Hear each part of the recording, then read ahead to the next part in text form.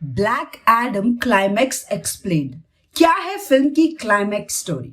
सबैक को कैसे खत्म करता है ब्लैक एडम? दोस्तों, finally black Adam is in theatres. अब दिवाली की तैयारियों के बीच कुछ लोगों ने तो फिल्म देखी है, बट मैक्सिमम फैंस अभी भी घर की सफाई में लगे हैं। तो उनके लिए मैं हूं ना, आपको फिल्म की पूरी स्टोरी विद डिफरेंट पॉसिबिलिटीज बताने के लिए। अगर आपने लास्ट वीडियो देखी है तो उसमें मैंने फिल्म की हाफ स्टोरी नरेट की थी कि कैसे ब्लैक एडम दोबारा वापस सीख करता है, वो जेसे से कैसे भिड़ता है और फिल्म के बाकी कैरेक्टर्स कैसे इंट्रोड्यूस किए गए हैं। तो अगर आपने अभी तक वो नहीं देखी तो please go back and watch it, क्योंकि इसके आगे की कहानी तो आपको तभी समझ में आएगी ना। So watch it quickly. अब वापस आते हैं अपनी स्टोरी पर, जहां हमने ये देखा था कि टेट एडम एंड्रियाना के बेटे को ढूंढने की कोशिश करता है, बट अनफॉर्चुनेटली वो उसके हाथ से निकल जाता है। इसके बाद हम एंड्रियाना के घर का सीन देखते हैं, जहां डॉक्टर फेट उससे कुछ बात कर रहे होते हैं कि अचानक एडम दीवार तोड़ता हुआ वहां आ जाता है। बट थोड़ी देर बाद वहीं हॉकमैन भी आता है, इंटर गैंग के दो लोगों को पकड़ने के लिए, जहां वो एडम से कहता है कि ये बंदी है, इनसे हमें पूछताछ करनी होगी, जिसे हम एंड्रियाना के बेटे का ठिकाना पता लगा सके। एडम उससे राजी तो होता है, लेकिन उसकी डिक्शनरी में शांति नाम का शब्द है ही नहीं। वो दोनों को पकड़ता है और हवा में लेकर उड़ जाता है। बहुत ज्यादा ऊंचाई पर जाने के बाद वो दोनों से कहता है कि जो पहले बोलेगा उसे मैं छोड़ दूंगा। इसी बीच हॉकमैन वहां आ जाता है और एडम को वार्न करता है कि अगर तुमने इन दोनों में से किसी को भी फेंका तो बहुत बुरा होगा। तब तक उन दोनों में से एक बोलता है कि मुझे नहीं पता, और as per his words Adam उसे छोड़ देता है। हॉकमैन तुरंत नीचे जाता है उसे पकड़ने। तब तक बचा हुआ बंदा खुद ही ये बता देता है कि वो कहाँ है। उसके बाद जेएस से एंड्रियाना और ब्लैक एडम उसी जेट में दिखते हैं जहां से वो वहां जा रहे होते हैं, जहां एंड्रियाना का बेटा कैद है। एंड्रियाना सबको क्राउन दिखाती है और कहती है कि ये मेरी रिक्वेस्ट है कि जब तक उसका बेटा नहीं मिल जाता है प्लीज एडम शांत रहे और जैसे के साथ ही काम करे। इसी बीच एक सीन हम और भी देखते हैं, जहां हॉकमैन डॉक्टर फेट से पूछता है कि आपने क्या फ्यूचर देखा है कि क्या होने वाला है, जिसके जवाब में फेट इनडायरेक्टली ये बताते हैं कि इस जंग में हॉकमैन को अपनी कुर्बानी देनी पड़ सकती है, लेकिन साथ ही वो ये भी कहता है कि हम अब भी इस फ्यूचर को बदल सकते हैं। इसके बाद जैसे ही वो सब डेस्टिनेशन पर पहुंचने वाले होते हैं, हॉकमैन एक प्लान बनाता है कि हम शांति से और चुप कर अंदर जाएंगे और कोशिश करेंगे कि उन्हें अपने आने के बारे में पता ना चले। लेकिन तब तक एडम उस जेट से बाहर चला जाता है और सीधे इंटर गैंग के लोगों से लड़ने लगता है, या मैं कहूं तो उन्हें तबाह करने लगता है। सभी जेएसए मेंबर्स भी जेट से बाहर जाते हैं और फाइट कंटिन्यू करते हैं। एक अच्छी खासी फाइट के बाद हम एक हॉल के अंदर का सीन देखते हैं, जहां एक शील्ड के पीछे इंटर गैंग ने एंड्रियाना के बेटे को पकड़ के रखा होता है। जैसे एडम और एंड्रियाना यहां आ जाते हैं और एंड्रियाना अपने दोस्त इस्माइल को देखती है, जो इंटर गैंग से मिल चुका होता है सिर्फ उस क्राउन को हासिल करने के लिए। लेकिन इससे पहले एडम कुछ करता, इस्माइल बताता है कि ये शील्ड प्योर इटर्नियम से बनी हुई है, जिसे खुद टेट एडम भी नहीं तोड़ सकता। यहाँ वो एमोन यानी एंड्रियाना के बेटे के बदले वो क्राउन मांगता है। एंड्रियाना बिना कोई देर किए उससे कहती है कि वो उसे वो क्राउन देने को तैयार है। इतने में इस्माइल वो शील्ड खोलता है और एंड्रियाना को अंदर बुला लेता है। जैसे और टेट एडम बाहर से ही ये सब देख रहे होते हैं। इसी बीच इस्माइल क्राउन पकड़ता है और उस पर लिखी हुई लाइन पढ़ता है कि मौत ही जिंदगी का इकलौता रास्ता है, और एमोन की तरफ गन शॉट कर देता है। लेकिन उसके ये बोलते ही शील्ड अपने आप डीएक्टिवेट हो जाता है और सभी जेएसए मेंबर्स एडम और एंड्रियाना और एमोन को बचाने के लिए भागते हैं, और एडम किसी तरह उस बुलेट को एमोन को लगने से बचा लेता है। तब तक इस्माइल वो क्राउन पहन लेता है और एडम उस पूरे इंसिडेंट की वजह से इतना ज्यादा गुस्सा हो जाता है कि वो एक मैसिव थंडर बॉम्ब क्रिएट करता है, जिससे वहां सभी मौजूद लोग एक झटके में खत्म हो जाते हैं।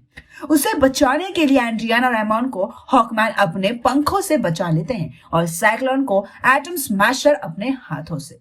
बट उसी बीच इस्माइल क्राउन पहन चुका होता है और एडम अपने थंडर ब्लास्ट से उसे मार भी चुका होता है। लेकिन यहाँ एक एक्सप्लेनेशन है कि इस्माइल ये सब पहले से ही जानता था, या यूं कहूं कि उसका यही प्लान था, क्योंकि डीमन की पावर्स हासिल करने के लिए उसे उस क्राउन को पहनना था और मरना था, और उसके प्लान के अकॉर्डिंग यही होता भी है। हालांकि इसके बाद सीन शिफ्ट होता है एडम के महल की तरफ, जहां वो हॉकमैन को अपने राज बताता है कि असल में खंदक के लोग सुरमा की जिस कहानी को जानते हैं वो गलत नहीं, और ना ही वो असली सुरमा है जिसे सभी पूजते हैं। वो बताता है कि असली सुरमा उसी का बेटा है, गॉड्स ने उसे पावर्स दी थी और जिसका ये स्टैचू खंदक में ही बना हुआ था। कहानी फिर एक बार पास्ट में जाती है, जहां हमें एमन दिखाया जाता है, जिसे एक्सटॉन के लोग मार ही रहे होते हैं कि वो गायब हो जाता है। बट इसके बाद एक्सटॉन बहुत ज्यादा गुस्सा होता है और उसका गुस्सा निकलता है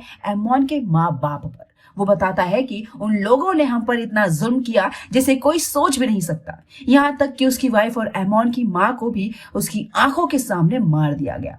वो उसे भी मारने ही वाला होता है कि वहां एमन आ जाता है, लेकिन इस बार वो बड़ा और ताकतवर हो चुका है और आते ही वो सबको मार देता है। लेकिन वो अपने पिता को बचाने के लिए अपनी शक्तियां उन्हें दे देता है और कहता है कि आप खंदक को बचा सकते हैं।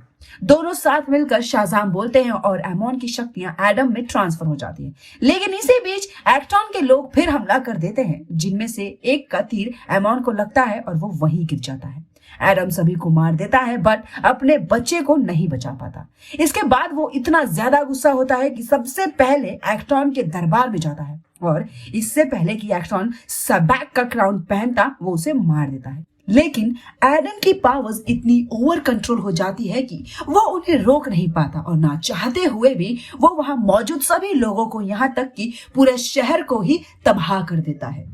उसकी इस दादागिरी को देखकर विजार्ड्स बहुत नाराज होते हैं और उसे एक कब्र में दफन कर देते हैं। लेकिन एंड्रियाना की वजह से वो दोबारा जिंदा होता है और ना चाहते हुए इस बार भी वो खंदक के लोगों को नुकसान ही पहुंचा रहा होता है। इसलिए एडम हॉकमैन से ये रिक्वेस्ट करता है कि वो दोबारा सोना चाहता है और एक तरीके से सरेंडर करना चाहता है। वो उसके सामने ही शाजाम बोलता है और अपने नॉर्मल फॉर्म में आ जाता है। वो उसे कहता है कि तुम मेरे साथ कुछ ऐसा करो कि मैं हमेशा के लिए सोता रहूं और चाह के भी कभी ये वर्ड ना बोल पाऊं। हॉकमैन यही करता है, वो अमांडा वॉलर से बात करता है और एडम को समंदर के अंदर बनी एक प्रिजन में कैद करवा देता है, जहां उसके मुंह पर एक डिवाइस लगाई जाती है जिसे वो चाहकर भी वो शब्द ना बोल पाए। लेकिन इसके बाद ही दूसरी तरफ इस्माइल हेल पहुंच जाता है और उसे डीमन की पावर्स मिल जाती है। वो एक बार फिर जिंदा होता है, लेकिन सबैक के अवतार में। सभी जस्टिस सोसाइटी मेंबर्स उससे लड़ने पहुंच जाते हैं, बट डॉक्टर फेट बाकी तीनों मेंबर्स को एक शील्ड बनाकर बाहर ही रोक देता है और वो हॉकमैन से कहता है कि मैंने इस बार अपना फ्यूचर देखा और मुझे कुछ नहीं दिखा, इसका मतलब कुर्बानी मेरी ही होगी। हॉकमैन और बाकी दोनों शील्ड्स को तोड़ने में लग जाते हैं और डॉक्टर फेट सबैक से 1-to-1 लड़ने चले जाते हैं। लेकिन इसी बीच डॉक्टर फेट टेलीपोर्ट होकर एडम के सामने भी पहुंचते हैं, जहां वो उसे जगाते हैं और दोबारा एडम बनने को कहते हैं। एंड एज ऑब्वियस एडम जागता है और चेंबर ब्रेक करता है और वहां से भाग जाता है। लेकिन डॉक्टर फेट के मोटिवेशंस की वजह से वो फिर होश में आता है और टर्म एडम में कन्वर्ट हो जाता है। इसी बीच डॉक्टर फेट सबैक से लड़ते लड़ते हार जाते हैं और सबैक उन्हें मार देता है। उनकी शील्ड भी टूट जाती है और यहाँ हमें हॉकमैन और बाकी मेंबर्स की सबैक के साथ एक बड़ी फाइट देखने को मिलती है। फाइट के दौरान सबैक हॉकमैन को मार देता है, बट आगे हमें पता चलता है कि वो असल में हॉकमैन का एक क्लाउन होता है, जिसे उसने डॉक्टर फेट के हेलमेट के इस्तेमाल से बनाया था। फिर तुरंत ही वो अपने बहुत सारे क्लोन बनाता है और सबैक को पकड़ लेता है और एडम उसके दोनों सिंक को तोड़ने की कोशिश करने लगता है, लेकिन वो उसे तोड़ने की जगह हवा में उठा ले जाता है और दोनों सिंक को पकड़ के उसे बीच से चीर देता है। फाइनली हमें एडम अपने महल में अपने थ्रोन पर बैठा दिखाया जाता है, लेकिन वो एंड्रियाना और हॉकमैन के सामने ही उस थ्रोन को तोड़ देता है कि उसे दोबारा खंदक के लोगों को गुलाम नहीं बनाना।